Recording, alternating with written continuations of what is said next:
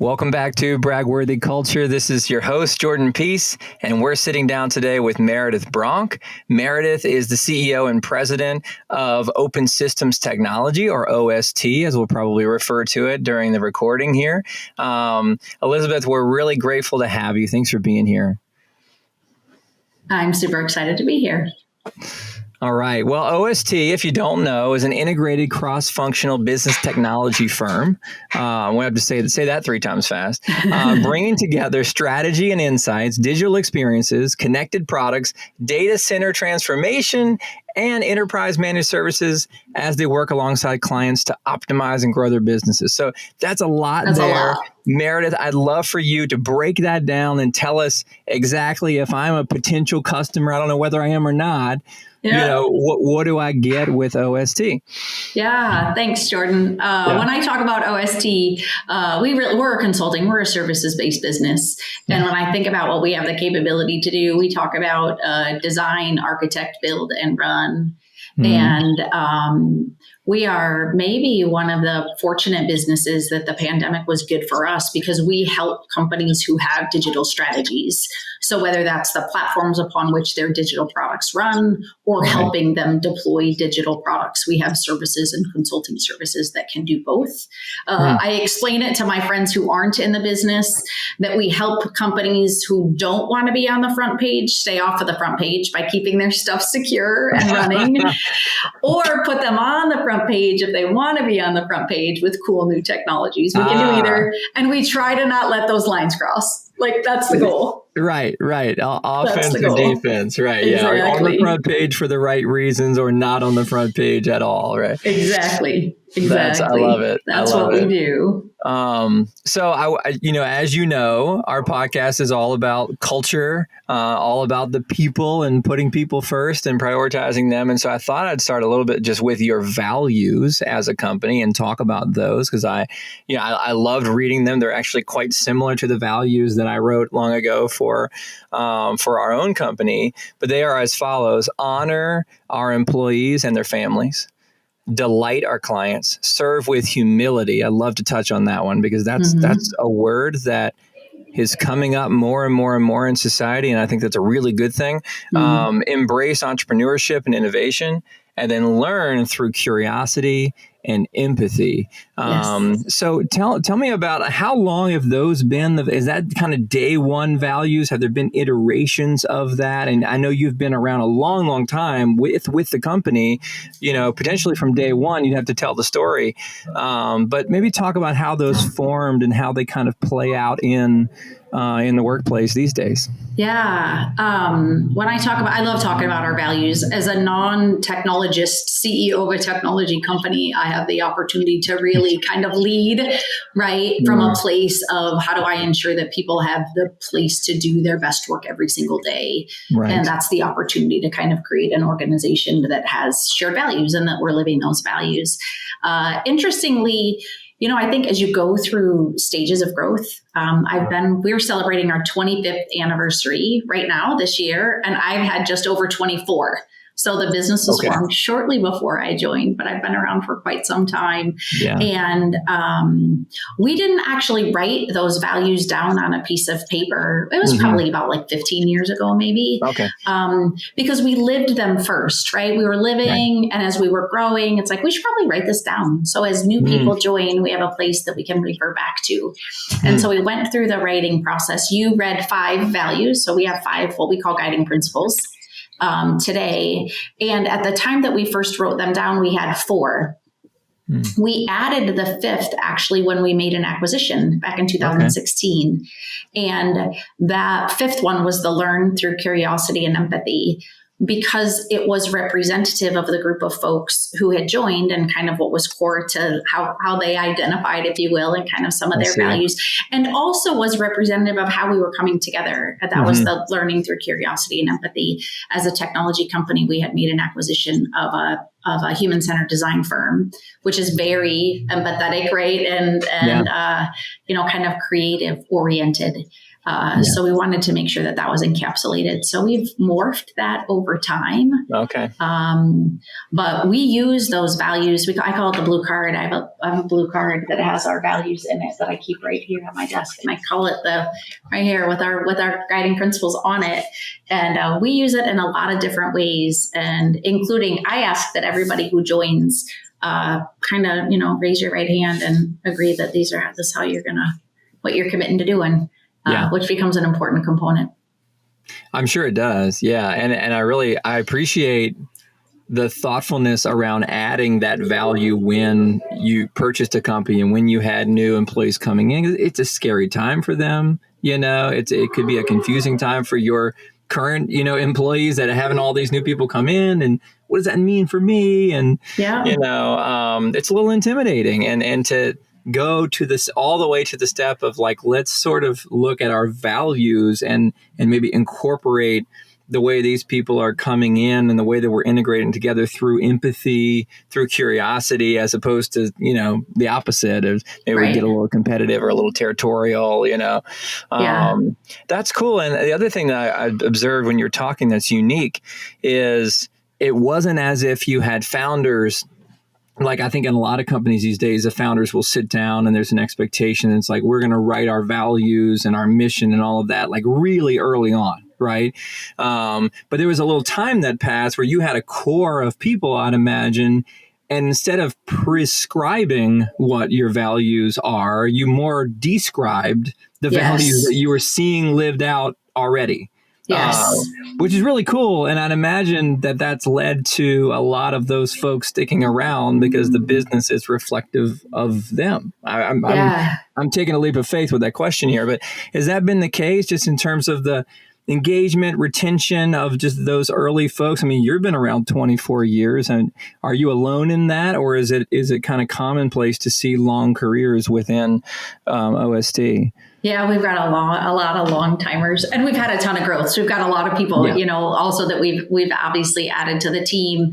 Sure. But creating that sense of belonging, which is also part when you look at about adding the values, it's like you do want it to be representative of the whole, and it's important to kind of create that sense of belonging.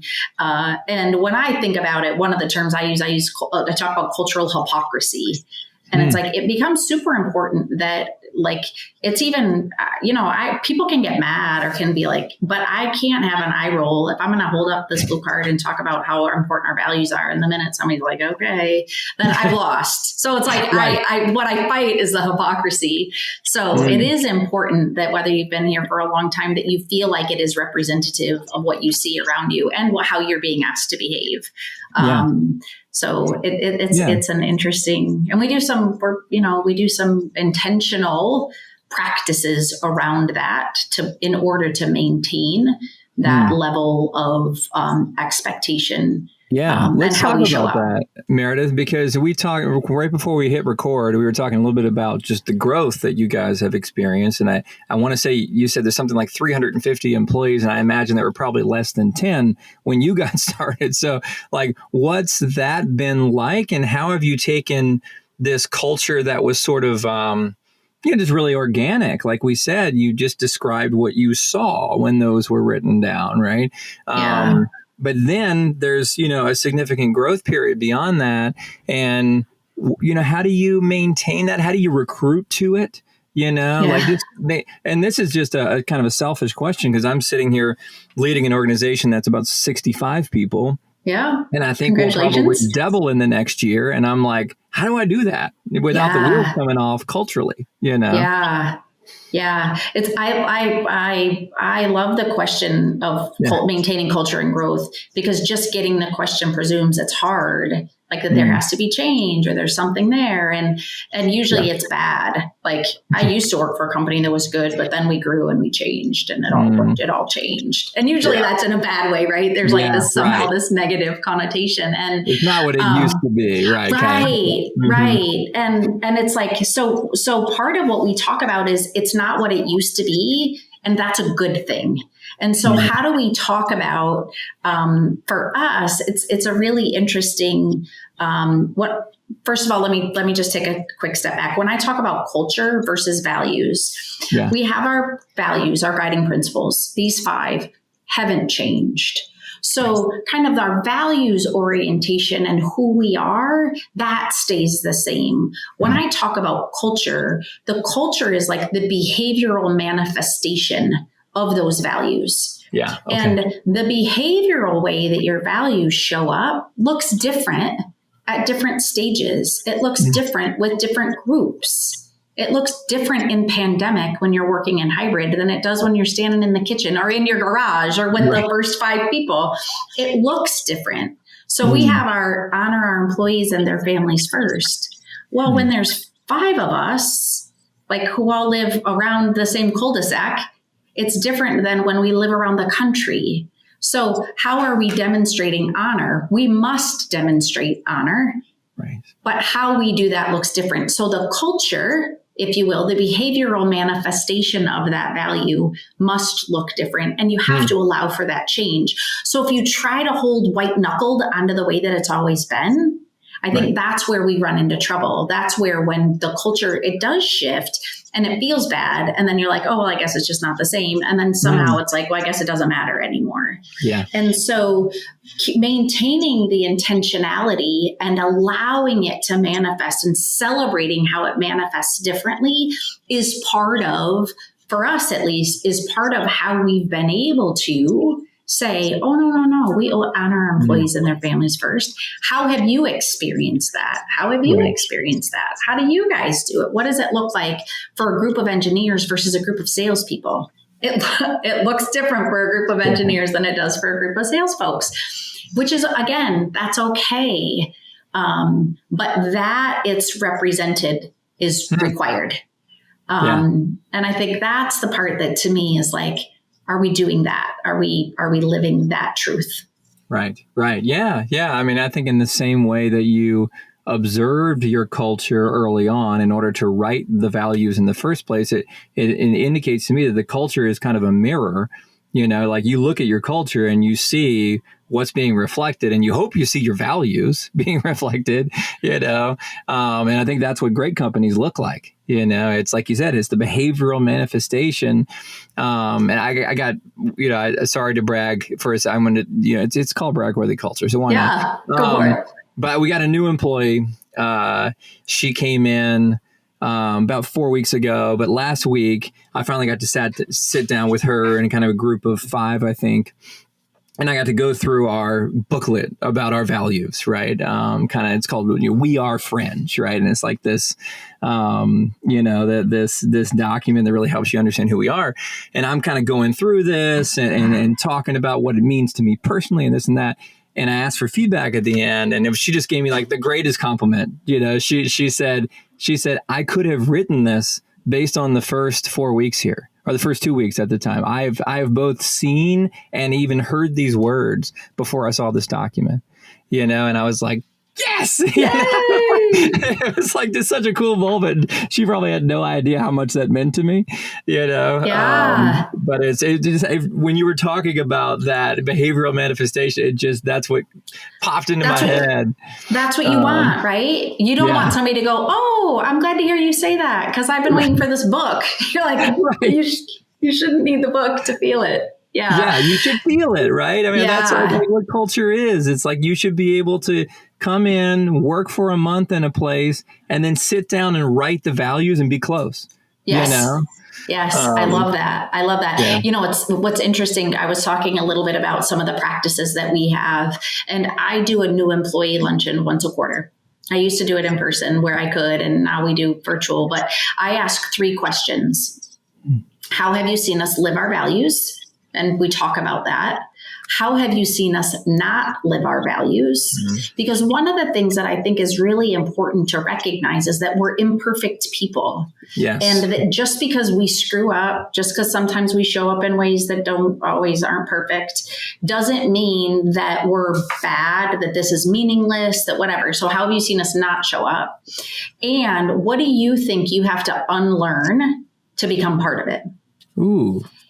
And I ask those 3 questions because also we all have experiences we all bring our own personal experiences to the table, to our workplace, to a new workplace. And so when I think about like embracing entrepreneurship and innovation is one of our guiding principles. So It's like, I want you to walk at the door. And if you have an idea about something that you see that you think could be done better, I expect you to say something about it or just start doing it different. Like, that's just how we are. Just like, and especially if it's just yours, if it's in your control and it's in your workplace and it's like, you think there's a better way, go for it. But people work at places that are like, no, this is how you do it. Don't deviate. This is the way it's always been done. And so it's like, I think, again, those are the three questions, because I want people to understand that this isn't something that you get. It's something that you have to participate in. Like you are an active participant in extending this culture. And that, especially in the second question, and how have you seen us not live our values? And I'm sure you get this from just kind of a leader perspective. I think sometimes people think that I think that we're perfect. Like, oh my gosh, there goes Mayor and her blue card and talking about culture and all of our values. And it's like, I'm super proud of what we've built. I am super proud of the fact that we have 98% of our employees would recommend OST as a great place to work. I am really, really proud of that. And I know that on any given day, oh my word, we are all human, right? I'm showing up and I am lacking humility. I'm showing up and I am, or whatever. I'm showing up and I am not innovative or entrepreneurial. I'm shutting down ideas, because we all have days. And then I just mean I, like me, but whoever it is inside the business. So you have to leave space for people to be human and not let that somehow catastrophize a culture.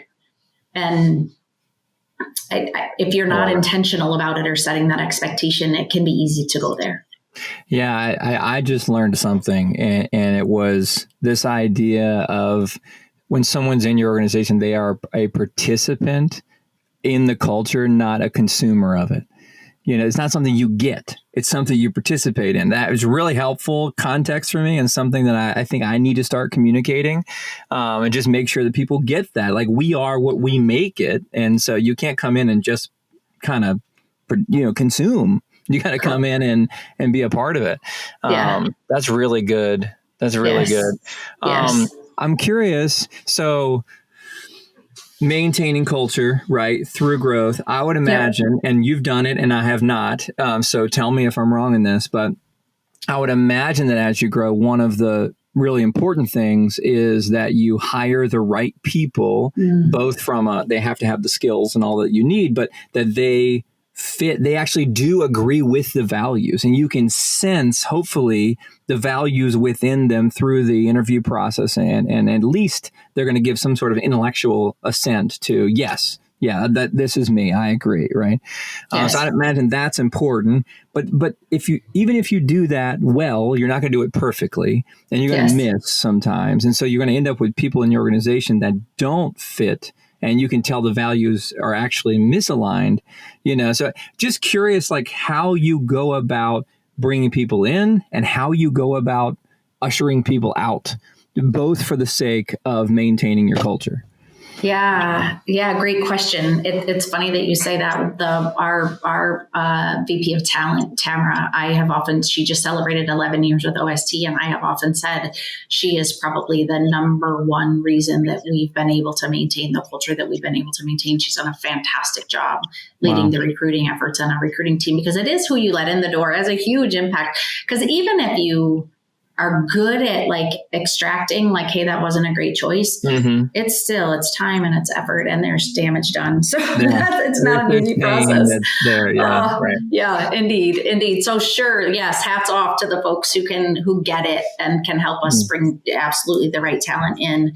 When I think about, it's really interesting though, when I think about the termination process or the identification process, it's one of the reasons why when I talk to new hires, and it's, how have you seen us live our values? And what do you need to unlearn? Like that, setting that expectation that, yes, this is something that you have to participate in.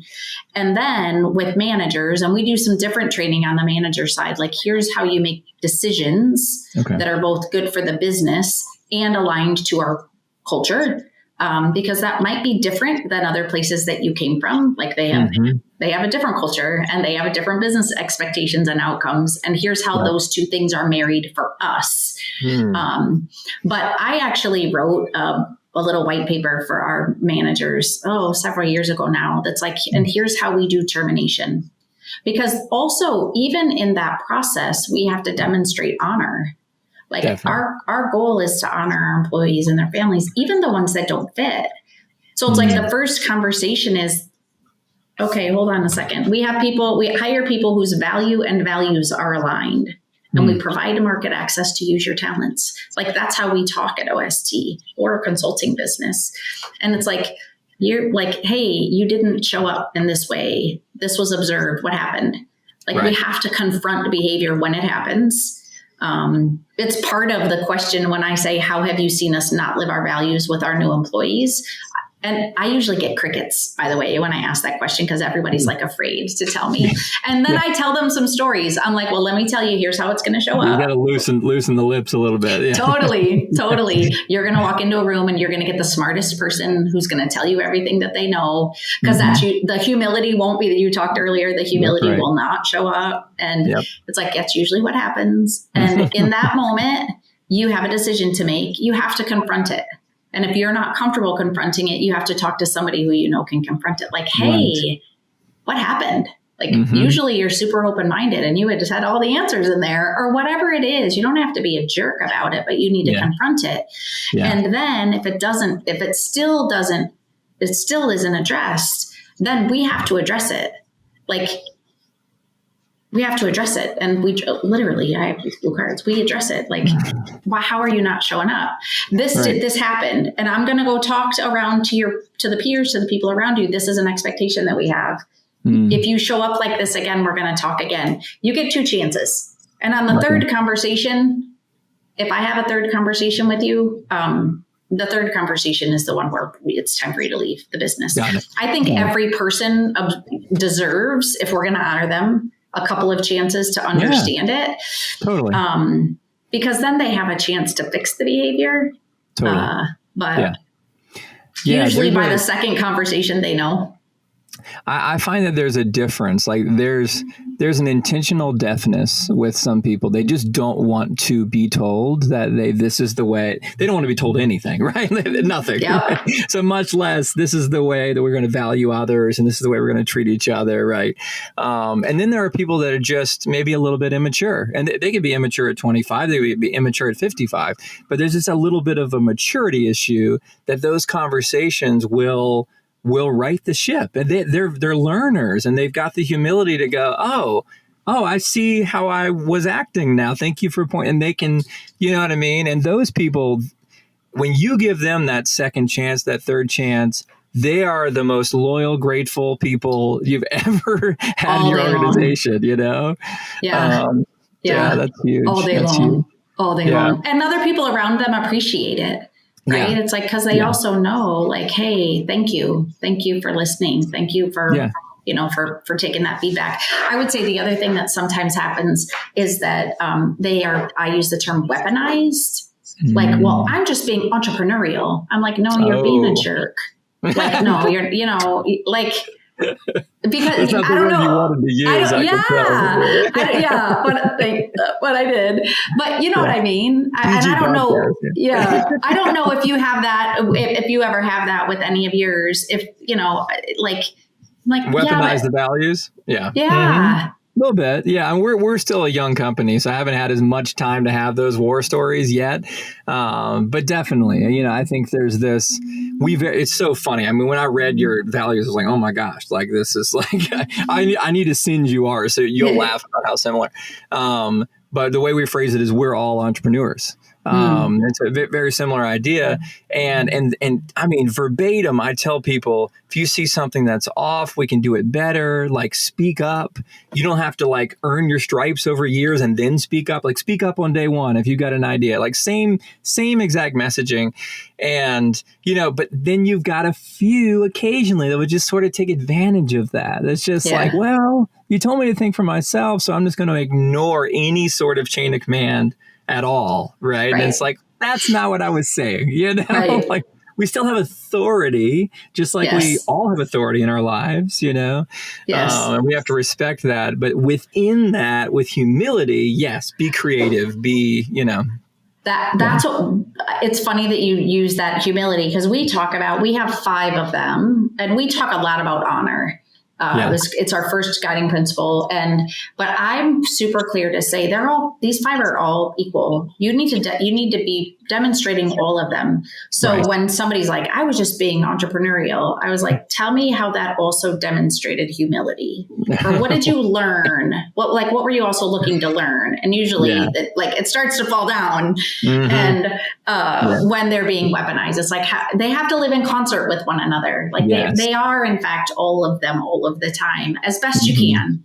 But it's not, you can't just pick and choose the prioritized value that you want to demonstrate when it suits you. Like, I feel like we get to sit here and tell war stories. These are fun. Last thing I'll ask you, because I told you we go 20 minutes and we're already at 25. I want to ask you about, you mentioned, again, before we started recording, part of the growth experience was through COVID, through kind of, I bet at this point you guys probably have employees all over the place. We do. Maybe talk a little bit about that, and also like not just the remote nature, but given the way the market has turned and some of the fears that are out there and so forth. Like, do you have employees that, you're having a harder time sort of quelling those fears and like maintaining that connection because they're just a little freaked out right now, and you can't just drive across the street and give them a hug and bring them some coffee. So like, how are you kind of working through that?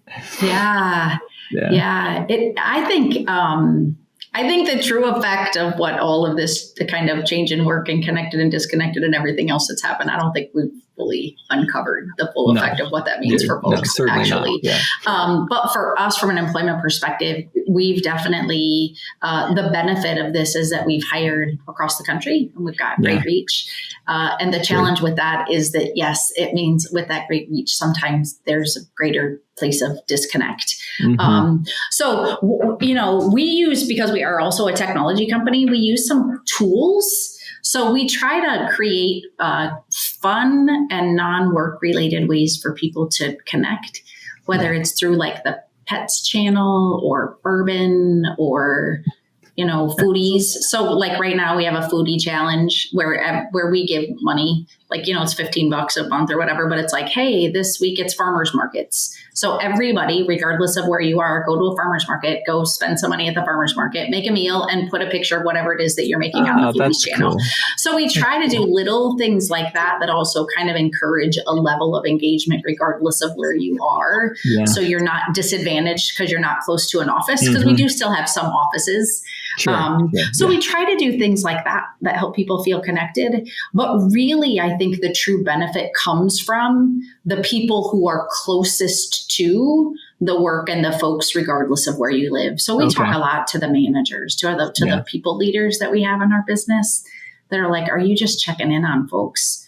We, as part of our 25th anniversary, we're all coming together in Grand Rapids, Michigan for the first time in like 2.5 years. I'm so excited to have a party, like just to come together for like a day and a half.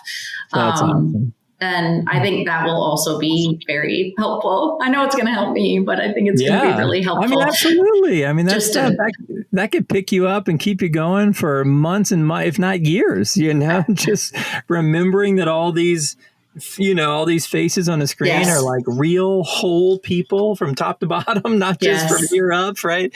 And with lives and families and, they're humans. And that's so cool. I've heard that a few times now. I'm starting to hear a little bit more around like whole company get-togethers and so forth. And I think, there's probably no better money that you could spend in your company than doing something like that. I mean, I think it just means the world to people to be able to do that. So that's really, really cool. Oh gosh. All right. We are just I could talk all day to you about this. Yeah, this is fun. I have way too much, but that's why I love this podcast. It's like this is just what I'm interested in. So I'm taking notes with a orange Sharpie that my daughter left in here, and I'm learning things. So love that. All right, Meredith. Well, let me let you go. We'll have to maybe schedule a time to jump back on and check in with you. I want to hear how that party went, at the very least. But I'm really, really grateful that you came in, shared so much, taught us things. I'm really, really impressed with the intentionality around everything that you guys are doing for your people and how you're just fiercely protecting this culture that you've built and being really, really committed to your values. Because I know how tempting it is to go outside of your values to get that one hire that you really want, or whatever, to take some kind of shortcut, and like, good for you that you guys have stayed the course for so many years, and congrats on 25 years in the business. Thank you so much. And thanks for having me on. It's been a joy. Yeah, absolutely. I agree. Thanks for listening, everyone. We'll see you next week on Bragworthy Culture. Bye-bye.